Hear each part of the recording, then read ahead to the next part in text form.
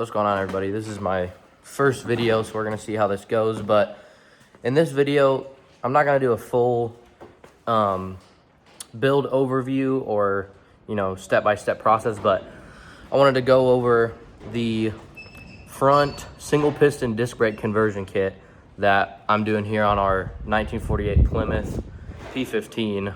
The kit is from a gentleman named Charlie Ackers.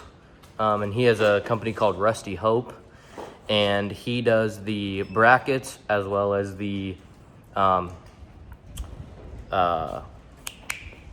assembly spacer. There we go. So here's the one side that I don't have done yet. This is just with the bracket and the spacer on right now. The spacer is just this little milled aluminum piece that goes on the spindle. But here's the bracket. I just hit it with some black tape because he just sends it out bare metal. You could have it powder coated or whatever, but I just didn't want it to rust, so I just hit it with some black paint. But so basically the basis of this kit is you tear everything down, you take all your old drum brake stuff off, and then you're gonna drill these 3 holes to 37/64. I had to buy a bit because that's kind of a weird size. And then you're gonna tap it to 5/8 fine thread. Which I also had to get a tap because I didn't have one of them. But that's because this bracket that Charlie makes bolts straight to the spindle, whereas the original drum assembly has through bolts with a nut on the end. Whereas to have space for everything, this actually taps into the spindle and the caliper bolts to the spindle.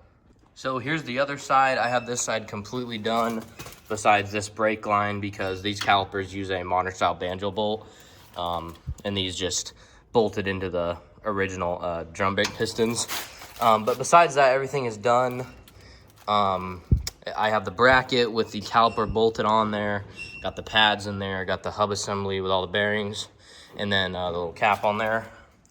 And it's nice because we have universal wheels on this thing, so I'm not exactly sure of the hub fitment, but I'm pretty sure it's still 5-on-5, so I'm pretty sure it's matches the original, so I won't have any problems there.